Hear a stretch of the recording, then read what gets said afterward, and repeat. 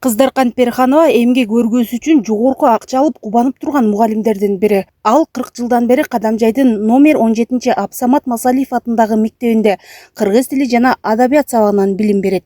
Мугалим мурда жарытаарлык эмгек өргүү албаганын айтат. Мурда айлык акы төлөгөнгө чейин мынчалык албайт элем. Азыр июнь айы менен кошо жакшы 70 000 керегимди алдым. Бул айлык акы жакшы деп ойлойм. Менин каражаттарыма да жетет, эс алуума да жетет деп ойлоп турам. 40 000, 30 000 алчу элек. Быйыл андан көп. Былтыркы жылда көп алдым, быйыл дагы көп алдым. Мурда деле ошондой иштетет элем, анда жетпей калчу, азыраак болчу.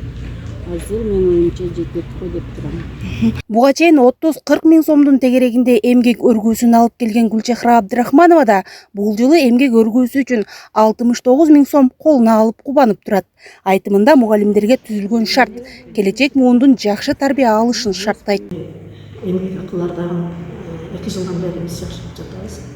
Себеби мурда алганда ошо 33 000, 34 000 болчу элек. Быйыл жакшы кылабыз. Сабак берген мугалимдер мындай финанс жагынан жетишпейчүлүк болуп турса, ал эч качан көңүл коюп иштей албайт да. Ал качан гана финанс жагынан көңүлү ток болгондо башка көп ойлорду ойлобой, өзүнүн предметин сүйүп сабак окута билген. Ошондуктан бул балдардын сабак берүүсүнө, билиминин жакшыруусуна сөзсүз таасир этет. Билим берүү министрлигинин маалыматы боюнча мугалимдердин эмгек өргүүсү үчүн бул жылы 7 миллиард бөлүнгөн. Ажамал Мурзадолат кызы, Салам Медиа, Баткен.